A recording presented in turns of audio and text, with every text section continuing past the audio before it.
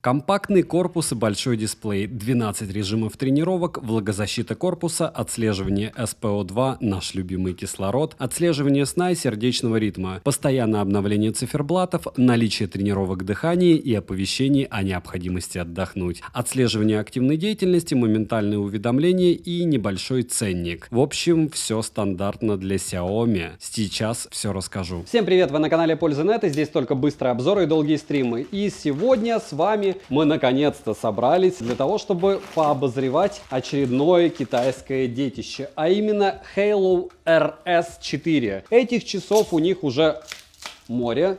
Мы не против этого моря. Почему? Потому что лоу-кост — это всегда интересно. Все, что стоит дешево, плохим быть априори не может. Как многие мои знакомые говорят: Саня, ну они же красивые, что ты от них хочешь за их деньги? Я хочу, чтобы они нормально работали. Подача.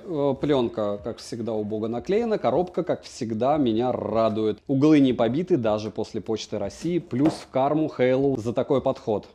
Следующий момент. Вскрываем. AMOLED-дисплей на 1,78 дюйма, 10 дней жизни они опять же обещают, IP68 воды не боится. Следующее, разумеется, они измеряют ваш пульс. Все, что необходимо знать о часах Halo RS4, которые вряд ли чем-то отличаются от их предшественников. Возможно, единственное, лучше материалы, лучше ПО в каких-то местах, ремешок, понятно у кого они берут. Кстати, этот ремешок не от Яблока, а это от Samsung. Опять же, не важно, кто там первый, кто последний. Важно, что что-то похоже, а что-то не похоже. В комплекте также идет по-любому магнитная зарядка с коннекторами, нелюбимыми нами. Инструкция, скорее всего, отсутствует на русском языке. Главное, есть английский, и главное, есть QR-коды. QR-коды для того, чтобы вам помочь, и для программы. Плюс здесь все понятные спеки. Спеки заключаются в размерах. Вес 48 граммов, Bluetooth не последней версии 5.1, разрешение 368 на 448 точек, это неплохо.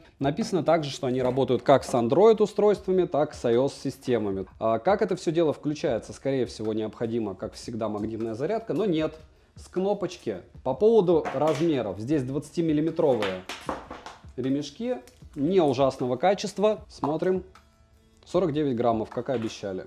Как в аптеке. Часы, как часы.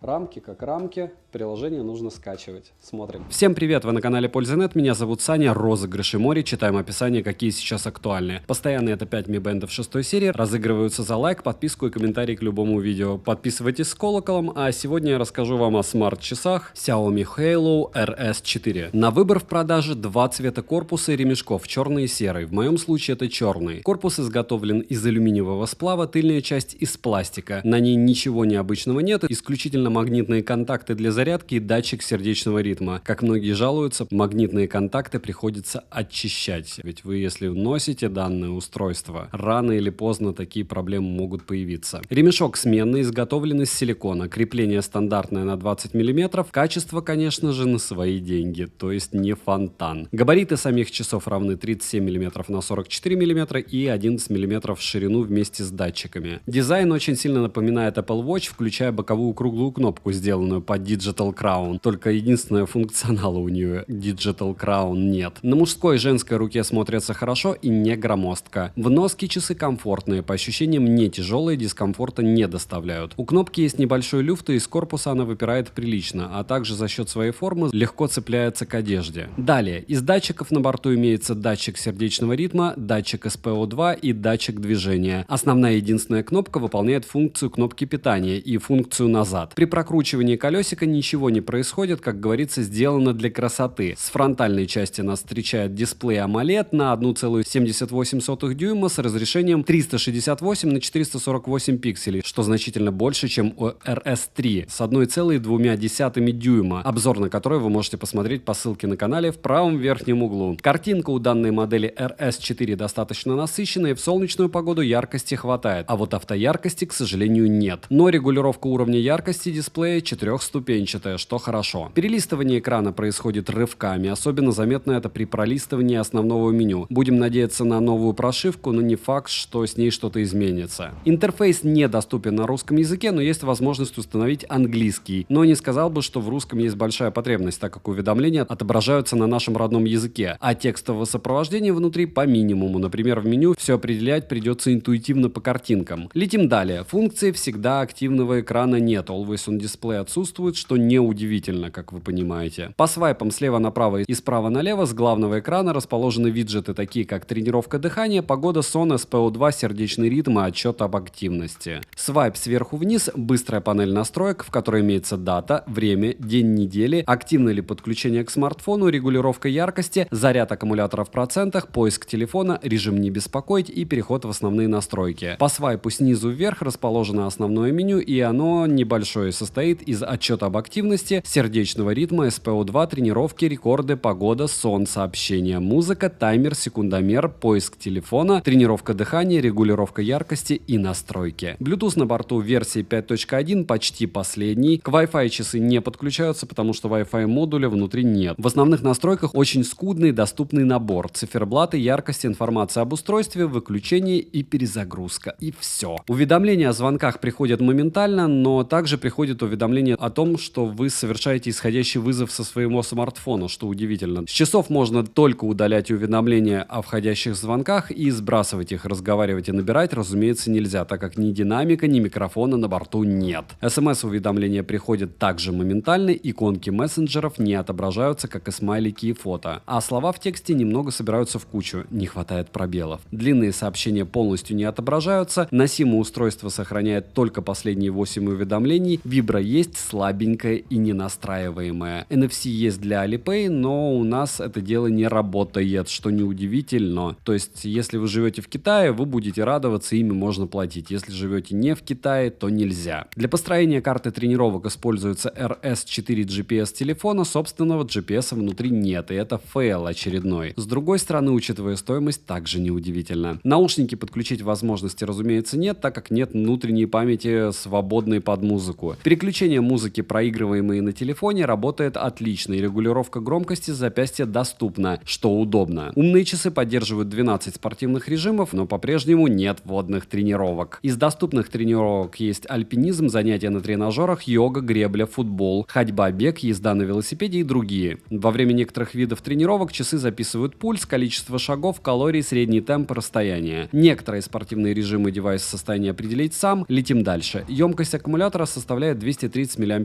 Умные часы заряжаются с помощью магнитного кабеля за 2 часа 15 минут. С 0 до сотки. Если говорить об автономности, то при включении круглосуточных измерений пульса и кислорода в крови и регулярных тренировках часы выдерживают 6-7 дней. В сутки в среднем с одной тренировкой уходит 12%, что очень даже хорошо. Уровень водонепроницаемости корпуса IP68, то есть плавать можно свободно, как окупаться в душе. После тестов в виде погружения в воду ничего жуткого не случилось, вода в корпус, разумеется, не попала. Управления камерой в данной модели нет, и это тоже нехорошо. Пульс и кислород в крови измеряют соизмеримо и точно, у иных предметов пульс не нащупывают, что тоже радует. Но все мы понимаем, что точнее медицинского прибора может быть только медицинский прибор в руках медика. Измерение SPO2 запускается по кнопке, а пульс измеряется 24/7. Шаги измеряются с небольшой погрешностью, но не критичной. Сон считают, и данные сразу же отображаются в приложении. Циферблат со своим фото сделать можно, и установить его тоже можно. И это хорошо, так как циферблатов здесь немного, но постепенно, как всегда, они добавляются. Также, к моему удивлению, на часах можно запустить одновременно секундомер, таймер и отправиться дальше изучать доступные приложения в меню, то есть есть определенная мультизадачность, это круто. Летим дальше. Чтобы настроить часы, нужно установить приложение Hello Fun, доступное как на Android, так и на iOS системах. Быстро установить его можно по QR-коду из инструкции. В основном я их тестировал в паре с OnePlus 9 Pro, и часы держали постоянную и стабильную связь. В самом приложении есть перевод на русский язык, не самый лучший, но неплохой. Настроек немного. После подключения есть 3 вкладки, главное с отчетами о здоровье и активности, далее спорт с картой и тренировками и моя, где расположены настройки личного кабинета. Что касается настроек самого носимого устройства, то здесь есть настройка циферблатов, мониторинг состояния, определение ЧСС, настройка уведомлений, режим не беспокоить, настройка виджетов, отображаемых в приложении во вкладке с отчетами о здоровье, Далее будильник, который активируется только из приложения. Напоминание о разминке с временным интервалом. Активация подсветки при поднятии руки и ее максимальное время 15 секунд. Прошивку через приложение обновлять можно, и она мне уже прилетала, хотя глобальных изменений я не заметил. Минусы. Нет русского языка, небольшой набор циферблатов, не отображаются иконки приложений, нет GPS, не отображаются смайлики, длинные сообщения и фотографии также не отображаются, нет управления камерой, в быстрых виджетах нет управления музыкой, плюс нет собственной памяти, нельзя устанавливать программы, нельзя с них звонить и еще много чего нельзя в часах, которые стоят $300. Цена же на данную модель составляет в районе $40, плюс сейчас идет распродажа, можно еще дешевле купить. Ссылки на покупку в описании к видео, промокоды также можете найти в моем телеграм-канале скидок по ссылке в прикрепленном комментарии. Вдруг на момент вашего просмотра как раз будет такой же сейл, как сегодня, сможете приобрести что-нибудь дешевле. Резюмирую, похвально, что в данном случае за такие деньги установлен AMOLED-экран, хотя из него я считаю, что не выжили вообще ничего. Да, часы неплохие и свой основной функционал несут достойно, но они не адаптированы для нашего региона, именно поэтому подойдут исключительно людям, которым не принципиальна красота приходящих уведомлений и содержание смайликов, а важно только наличие самих уведомлений, которые приходят вовремя. Ну и внешний вид. Притом я вас успокою, внешний вид, наверное, 9 из 10 человек, которые мне пишут что-то, беспокоит по поводу часов. То есть функционал в 90% случаев мало кому важен. А тем, кому супер важен функционал, разумеется, стоит смотреть на часики от 20 тысяч. Скоро будут Samsung Galaxy Watch Classic на канале, были также Apple Watch 7, которые я все пытаюсь разыграть. В описании есть условия. Не забываем подписываться на канал с колоколом. Напишите в комментариях, что еще интересного бы хотели бы увидеть на обзоре. Опповские вторые часы тестирую. Motorola X30 уже была на канале вчера. Смотрим. Обзор расширен на 35 минут. И буду сравнивать данный смарт еще с Huawei P50 Pro, iPhone 13 Pro и Pixel 6 Pro. Я думаю, будет интересно. Девайсу от меня скромное да. Добра и удачи вам, дорогие друзья.